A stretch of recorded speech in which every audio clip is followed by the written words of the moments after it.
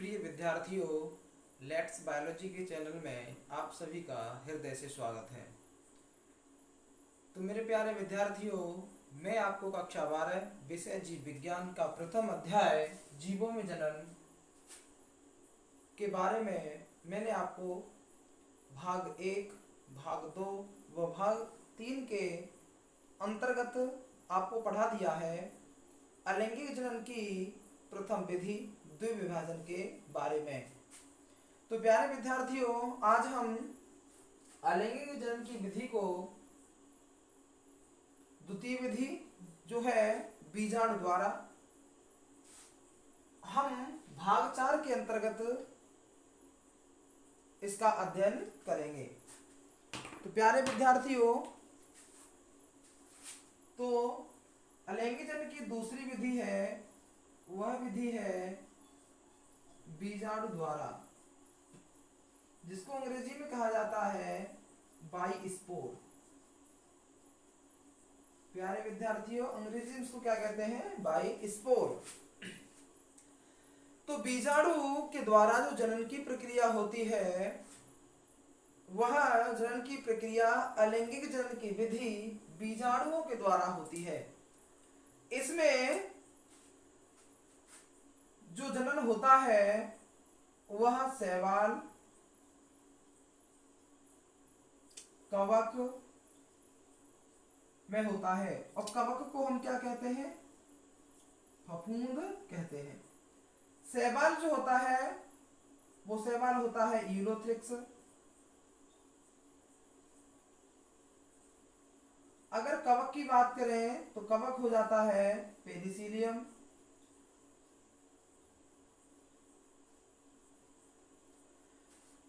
अब इनमें होता क्या है कि शैवाल और कवक में जनन की प्रक्रिया जो होती है वो कैसे होती है कि जब शैवाल और कवक में बीजाणुओं का निर्माण जो होता है, तो बीजाणु के निर्माण में सैकड़ों सूक्ष्म प्रजनन इकाइयों का निर्माण होता है। और जब इसका आवरण फटता है तो आवरण फटने के बाद जो बीजाणु होते हैं मेरे प्यारे विद्यार्थियों, वह वायु में फैल जाते हैं। और जब ये वायु में बहती हुई वायु के संपर्क में आते हैं और ये अनुकूल परिस्थितियों में पहुंचते हैं, और अनुकूल परिस्थितियों में पहुंच करके वह अंकुरित होते हैं। अब यहाँ पर बात आती है अनुकूल परिस्थिति की। तो मेरे प्रिय विद्यार्थियों, परिस्थितियां जो होती है वो दो होती है। एक होती है अनुकूल परिस्थिति और दूसरी होती है प्रतिकूल परिस्थिति। प्यारे विद्यार्थियों, परिस्थितियां दो तरह की होती है, एक होती है अनुकूल और एक होती है प्रतिकूल। तो प्यारे विद्यार्थियों, आप समझ सकते हो कि अनुकूल परिस्थिति वह परिस्थिति होती है, अनुकूल परिस्थिति कौन सी परिस्थिति होती है? अनुकूल परिस्थिति वह परिस्थिति है जिसमें कोई भी जीव अपने किसी भी कार्य को सरलता से संपन्न कर सके या अपनी जाति की वृद्धि सरलता से कर सके, अर्थात अपने भोजन को सरलता से प्राप्त कर सके। तो वह कौन सी स्थिति परिस्थिति कहलाएगी? अनुकूल परिस्थिति कहलाएगी। अब प्रतिकूल क्या होता है कि कोई भी जीवधारी जब किसी ऐसे वातावरण में पहुंच जाए जो उसके जीवन को सुचारू रखने के लिए कठिनाइयां उत्पन्न कर दे, वह कौन सी परिस्थिति हो जाती है? प्रतिकूल परिस्थिति हो जाती है मेरे प्यारे विद्यार्थियों। तो आप समझ गए होंगे कि अनुकूल परिस्थिति और प्रतिकूल परिस्थिति से क्या अभिप्राय है। एक बार फिर रिपीट कर देता हूं। अनुकूल परिस्थिति वह परिस्थिति कहलाती है जिसमें कोई जीवधारी अपने जीवन को सरलता के साथ यापन कर सकता है या अपना जीवन निर्वाह कर सकता है, और अनुकूल वातावरण में उसको किसी प्रकार की समस्या नहीं होती। अब बात आती है प्रतिकूल की। तो प्रिय विद्यार्थियों, प्रतिकूल वातावरण वह कहलाता है जिसमें जीव को जीवन यापन करने के लिए समस्त कठिनाइयों का सामना करना पड़े, वह क्या जाता है? प्रतिकूल परिस्थिति हो जाती है। तो प्यारे विद्यार्थी, समझ गए होंगे कि अनुकूल और प्रतिकूल क्या है। अब बात करते हैं हम कि शैवाल और कवक। शैवाल कौन सा? शैवाल होता है यूरोथ्रिक्स नामक, और कवक कौन सा होता है? पेनिसिलियम। अब इनमें होता क्या है कि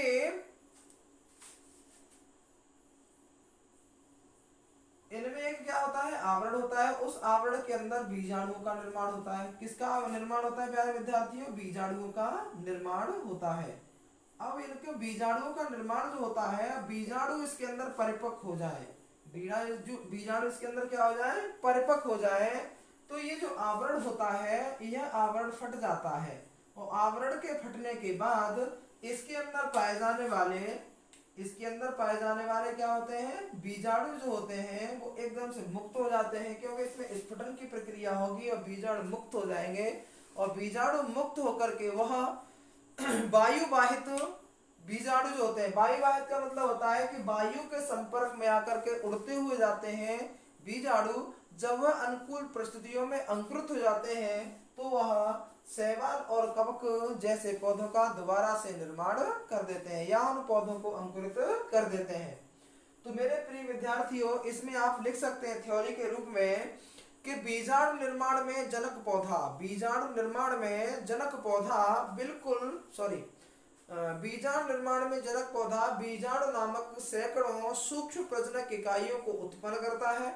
जब पौधे का बीजाणु आवरण फटता है तो बीजाणु वायु में फैल जाते हैं। प्यारे विद्यार्थियों, किसमें फैल जाते हैं? जो बीजाणु होते हैं वह वायु में फैल जाते हैं। किसमें फैलते हैं? वायु में फैल जाते हैं। जब ये वायु वाहित जीवाणु अनुकूल परिस्थितियों में अंकुरित होते हैं, कौन सी परिस्थितियों में? अनुकूल परिस्थितियों में वे अंकुरित होते हैं और नए पौधे को उत्पन्न करते हैं। ठीक है ना। और प्यारे विद्यार्थियों, फफूंद की अगर बात करें तो फफूंद को आपने देखा होगा कि फफूंद जो होती है सिरप होता है, चमड़ा है, रोटी, मूंगफली, तंबाकू, इन सब में क्या आती है? फफूंद आ जाती है।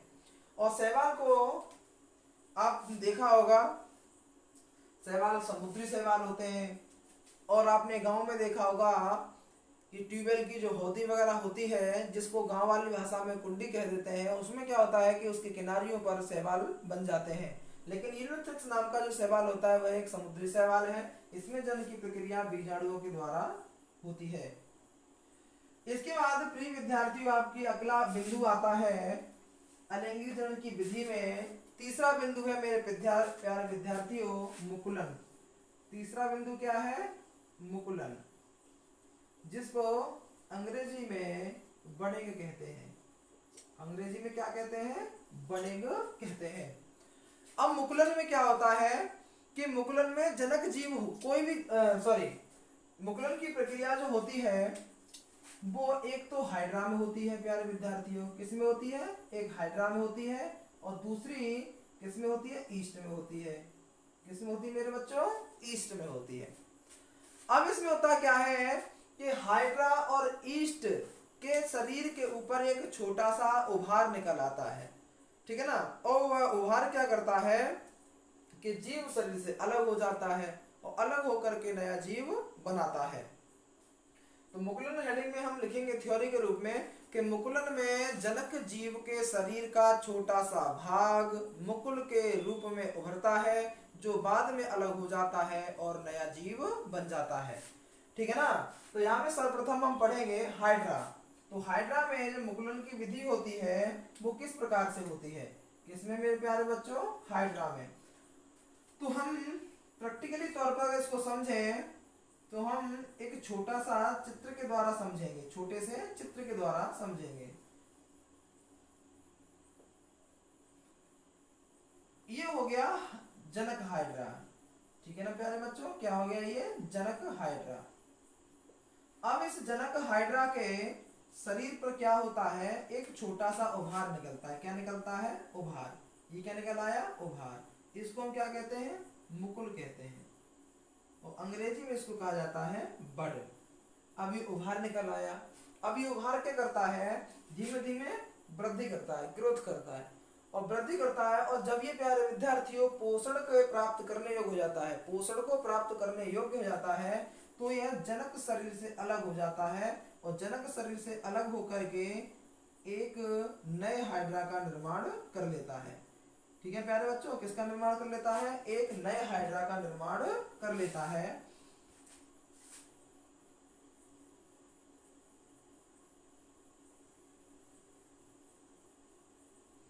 ये कौन हो जाएगा? पुत्री हाइड्रा।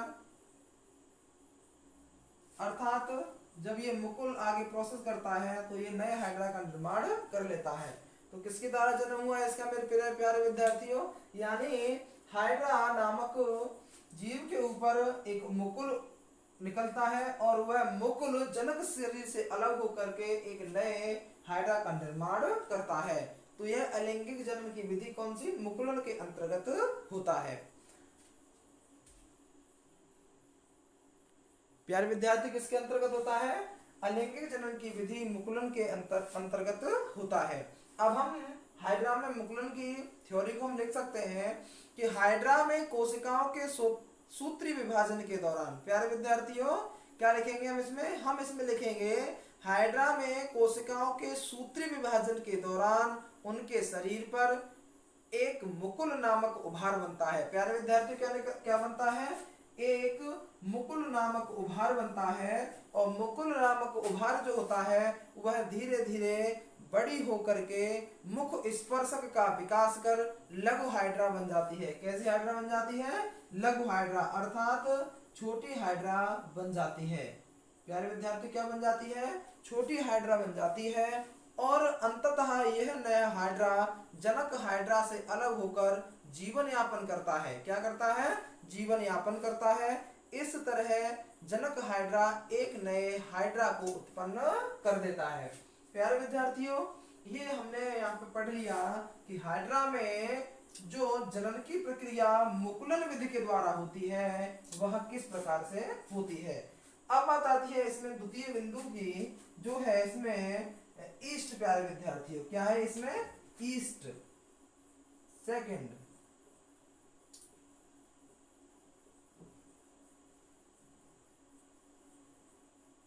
ईस्ट में क्या होता है कि ईस्ट में जनन की प्रक्रिया भी अलैंगिक जनन की विधि मुकुलन के द्वारा ही होती है।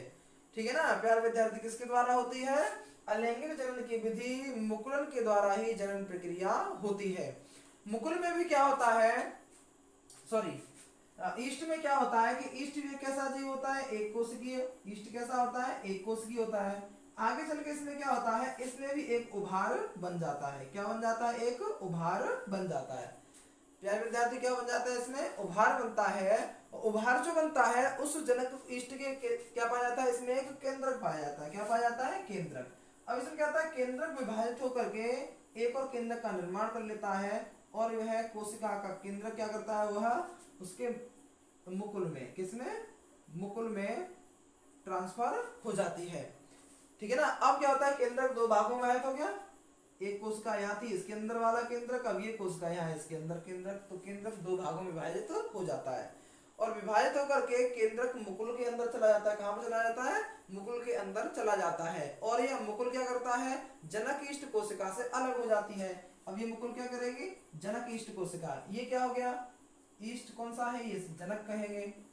ठीक है ना, इसको क्या कहेंगे, जनक। अब ये क्या है, जनक कोशिका है। प्यारे विद्यार्थी क्या है, ये जनक कोशिका है। अब जनक कोशिका में क्या हुआ, एक उभार निकला, एक मुकुल बन गया और उस मुकुल में क्या हुआ, केंद्रक दो भागों में विभाजित हो गया और विभाजित होकर के मुकुल में फॉरवर्ड हो जाता है, मतलब ट्रांसफर हो जाता है।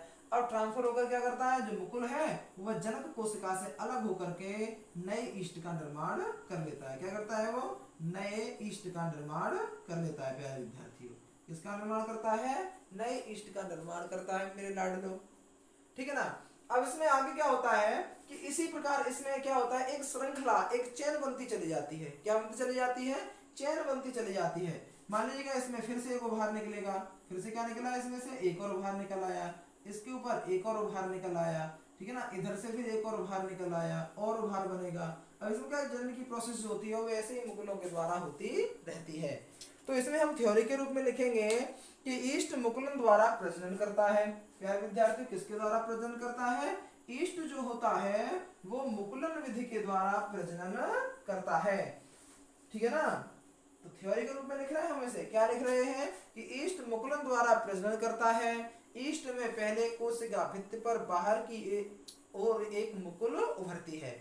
क्या होता है, ईस्ट में सर्वप्रथम कोशिका भित्ति पर बाहर की ओर एक मुकुल उभरती है और जनक ईस्ट कोशिका का केंद्रक दो भागों में विभाजित हो जाता है। और विभाजित होकर के केंद्रक मुकुल के अंदर चला जाता है। यह मुकुल जनक ईस्ट कोशिका से अलग हो जाती है और नई ईस्ट कोशिका का निर्माण करती है। और ईस्ट में मुकुलन इतनी तेजी से होता है कि पहली मुकुल में उनकी अपनी मुकुलन बनने लगती है। पहली मुकुल बनी, उसमें क्या है, अपनी फिर से मुकुल बनने आएगी। समझ लीजिए, ये क्या होगी, कोशिका।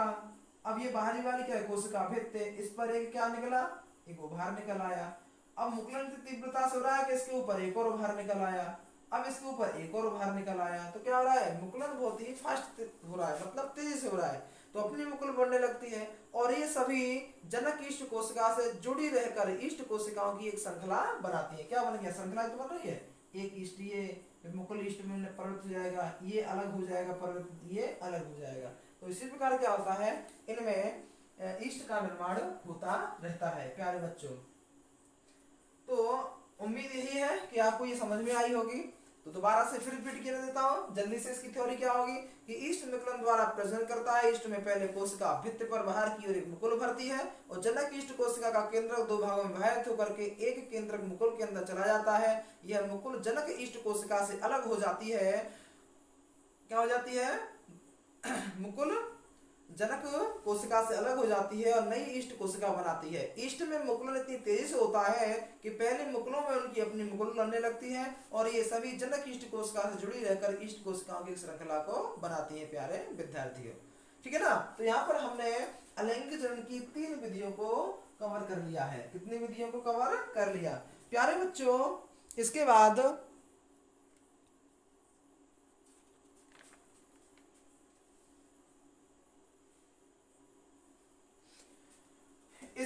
चौथा क्रमांक आता है खंडी भवन। कौन सा क्रमांक आता है प्यारे बच्चों, खंडी भवन, जिसको अंग्रेजी में कहते हैं फ्रेगमेंटेशन।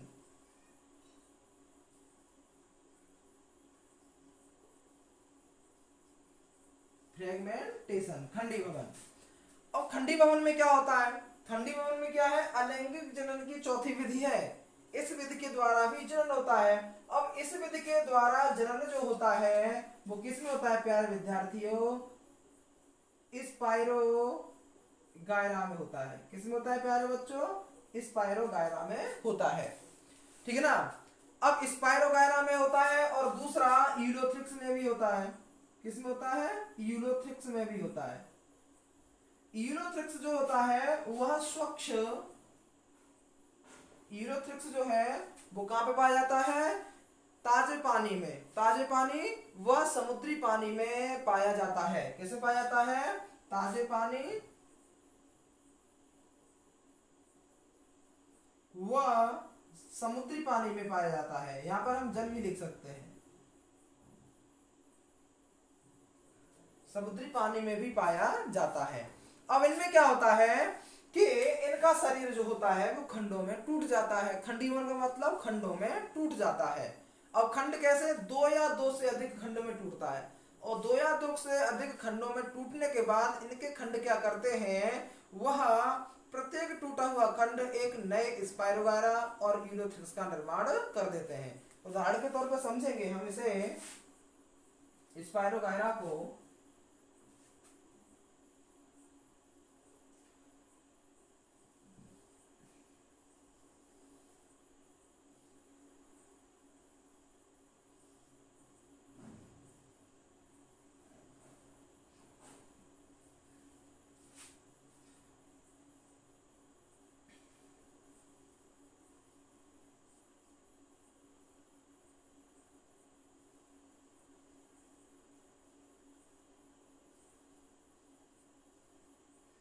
अब स्पाइरो गायरा में क्या होता है, इसके मान लीजिए कि खंड हो, ये स्पाइरो गायरा का स्ट्रक्चर हो गया पूरा। ठीक है ना।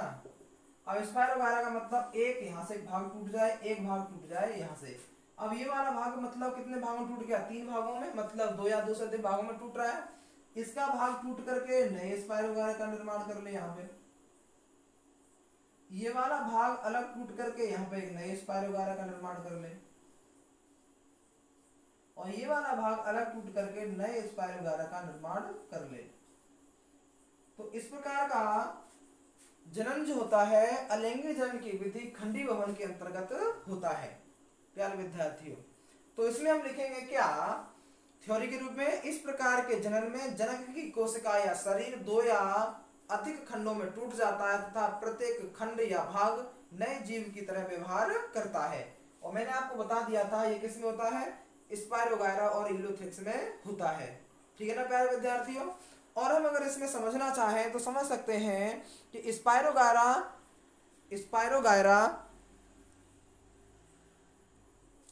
एक शैवाल है। स्पायरोगायरा क्या है, एक शैवाल है। इसमें क्लोरोफिल पाया जाता है। क्या पाया जाता है विद्यार्थियों, क्लोरोफिल पाया जाता है। अतः और यह क्या करता है, प्रकाश संश्लेषण की क्रिया द्वारा अपना भोजन स्वयं बनाता है। ठीक है ना। और यह पौधा क्या होता है, एक सिल्क के धागे की तरह हरे रंग का दिखाई देता है। कैसा दिखाई देता है, सिल्क की तरह हरे रंग का दिखाई देता है। ठीक है ना प्यारे विद्यार्थियों। और दुनिया में इस पौधे की 400 से अधिक प्रजातियां ज्ञात हैं। कितनी, 400 से अधिक प्रजातियां ज्ञात हैं। ठीक है। इसे हम अक्सर देख सकते हैं, जो तालाब होता है, तालाब के ऊपर जो हरे रंग का आवरण चढ़ जाता है, वह आवरण किसका होता है, स्पायरोगायरा का ही होता है। और स्पायरोगायरा के आवरण चढ़ जाने के कारण पानी का रंग हमको हरा दिखाई पड़ता है प्यारे विद्यार्थियों। तो उम्मीद है कि ये वाली विधि भी आपको सही प्रकार से क्लियर हो गई होगी। एक बार से मैं इसकी थ्योरी को भी रिपीट किए देता हूँ।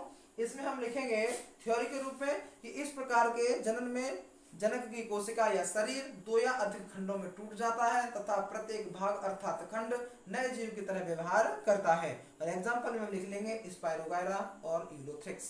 ठीक है ना प्रिय विद्यार्थियों। इसके बाद पांचवी विधि आती है हमारी,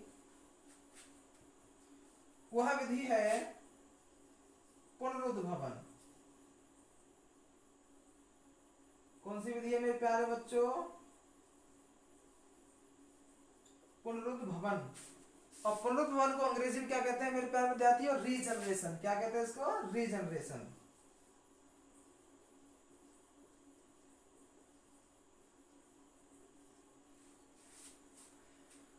रीजनरेशन का मतलब होता है, तो ये विधि जो होती है हमको दिखाई देती है प्लेनेरिया में। किसमें दिखाई देती है, एग्जाम्पल के रूप में अगर देखें तो ये विधि हमको दिखाई देती है प्लेनेरिया। प्लेनेरिया नामक जीव जो होता है उसमें होता क्या है कि प्लेनेरिया नामक जीव किसी खिंचाव के कारण जब उसका शरीर जो होता है वो एक से अधिक भागों में टूट जाए और टूट करके उसका प्रत्येक भाग क्या करता है, नए प्लेनेरिया का निर्माण कर लेता है। जैसे समझेंगे हम इसको,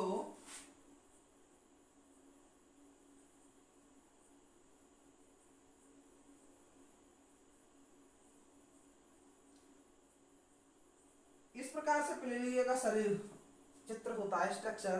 अब इसका शरीर खिंचाव के कारण 1, 2 और 3 कितने भागों में टूट गया, एक भाग ये हो गया और तीसरा भाग ये। ठीक है ना। अब ये वाला भाग टूट करके क्या कर रहा है, ये भी एक नए प्लेनेरिया को जन्म दे रहा है। ये भी क्या कर रहा है, एक नए प्लेनेरिया को जन्म दे रहा है। इसके द्वारा भी एक नया प्लेनेरिया बन गया। ठीक है ना प्यारे विद्यार्थियों।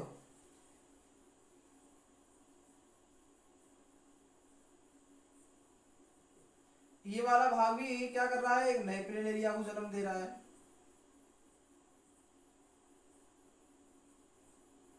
और ये वाला भाग भी एक नए प्लेनेरिया को जन्म दे देगा। यानी तीनों भाग टूट करके भाग क्या करते हैं, नए प्लेनेरिया का जन्म हो जाता है।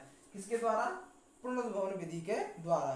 तो इसमें हम लिखेंगे थ्योरी में कि जीव के कटे हुए भाग नई संतान में परिवर्तित हो जाते हैं, उसी को रीजनरेशन अर्थात पुनरुद्भवन कहते हैं। यानी ऐसा जीव जिसके कटे हुए भाग क्या करते हैं, एक नए जीव में परिवर्तित हो जाते हैं, उसे हम क्या कहते हैं, कौन सी विधि के द्वारा होता है, रीजनरेशन के द्वारा होता है। और एग्जांपल में हम क्या लिख लेंगे, इसमें पुनरुद्भवन प्लेनेरिया लिख लेंगे। एक बार थ्योरी को फिर रिपीट कर देता हूं मेरे लाडलो, कि जीवों के कटे हुए भाग नई संतान में परिवर्तित हो जाते हैं, उसे ही रीजनरेशन कहते हैं। एग्जांपल में लिख लेंगे प्लेनेरिया। अगर इनको दूसरी भाषा में समझे तो इसमें लिख सकते हैं कि इस प्रक्रम में किसी कारणवश जब कोई जीव कुछ टुकड़ों में टूट जाता है, ठीक है ना, इस प्रकार की विधि में क्या होता है, किसी कारणवश जब कोई जीव कुछ टुकड़ों में क्या हो, टूट जाए, और टुकड़ों में टूट जाने के बाद प्रत्येक टुकड़ा नए जीव में विकसित हो जाता है, उसे हम क्या कहते हैं, रीजनरेशन कहते हैं। और पूर्व जीव को उसके शारीरिक भागों से पुनः प्राप्त करने की प्रक्रिया क्या कहलाती है? पुनरुद्भवन। अब समझ लो पूर्व जीव क्या, जैसे घर में छिपकली पाई जाती है प्यारे बच्चों, और छिपकली की पूंछ जो होती है हम अक्सर देखते हैं कि वो अपनी पूंछ को छोड़ देती है। तो हम क्या कहते हैं कि जो छिपकली की जो पूंछ छोड़ने की प्रक्रिया है, वह प्रक्रिया इसलिए है कि वो अपनी आत्मरक्षा अर्थात अपनी सुरक्षा को मद्देनजर रखते हुए वो पूंछ छोड़ देती है। और जब हमारी दृष्टि उस पूंछ को देखने में लगी रहती है, इतने देर में छिपकली वहां से गायब हो जाती है। लेकिन क्या होता है कि फिर से पुनः उसकी पूंछ दोबारा से उत्पन्न हो जाती है। तो किसके द्वारा? क्योंकि उसमें रीजनरेशन सेल अर्थात पुनरुद्भवन कोशिकाएं पाई जाती हैं। ठीक है ना? तो पूर्व जीव को उसके शारीरिक भागों से पुनः प्राप्त करने की प्रक्रिया क्या कहलाती है? पूर्व जीव मतलब छिपकली, और उसके शारीरिक भाग पुनः प्राप्त हो रहे हैं, तो पुनः प्राप्त होने की विधि क्या कहलाती है? पुनर्जनन अर्थात पुनरुद्भवन कहलाती है। प्यारे विद्यार्थियों, ये भी आपको क्लियर हो गई होगी। ठीक है, अगली आती है फिर यहाँ पर कायिक प्रवर्धन। अगला बिंदु आता है मेरे प्यारे विद्यार्थियों कायिक प्रवर्धन।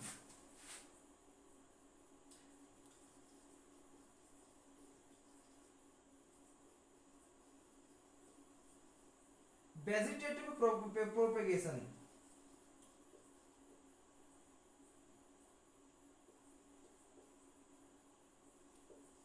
वेजिटेटिव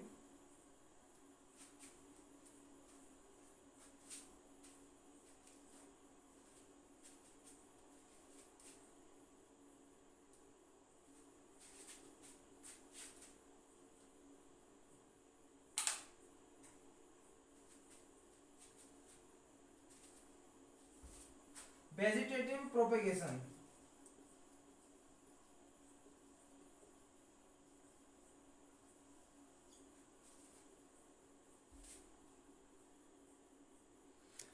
अब वेजिटेटिव प्रोपेगेशन अर्थात कायिक प्रवर्धन, सॉरी यहाँ पर हल्की सी मिस्टेक हो गई, इसको सुधार देते हैं। कायिक प्रवर्धन यानी अंग्रेजी कहते हैं वेजिटेटिव प्रोपेगेशन। कायिक प्रवर्धन की जो विधियां हैं वो किसमें पाई जाती है? पादपों में। ठीक है ना? अब कायिक प्रवर्धन की विधि के द्वारा जनन की प्रक्रिया होती है, किसमें होती है? वो पौधों में होती है। ठीक है ना? अब पौधों में कैसे होती है कि पादप के कायिक भाग, अब कायिक भाग क्या होते हैं?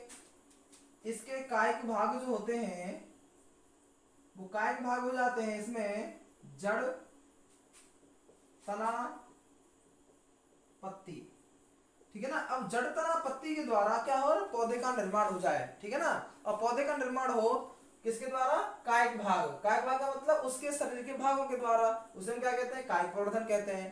ठीक है ना? अब इसमें थ्योरी में लिख सकते हैं कि पादप के कायिक भागों, पादप के कायिक भागों जैसे जड़, तना, पत्ती, कलिका इत्यादि से नए पादप निर्माण की प्रक्रिया कायिक प्रवर्धन कहलाती है। और इस प्रकार के जनन में दो जनक भाग नहीं लेते हैं।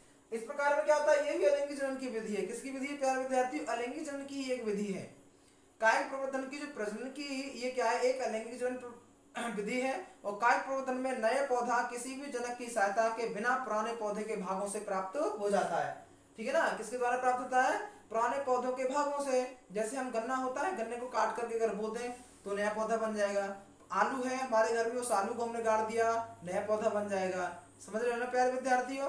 हमने क्या है? लहसुन को गाड़ दिया तो नया लहसुन का पौधा बन जाएगा। तो ये क्या होता है कि कायिक प्रवर्धन अर्थात किसी भी पौधे के शरीर के भागों के द्वारा क्या होता है?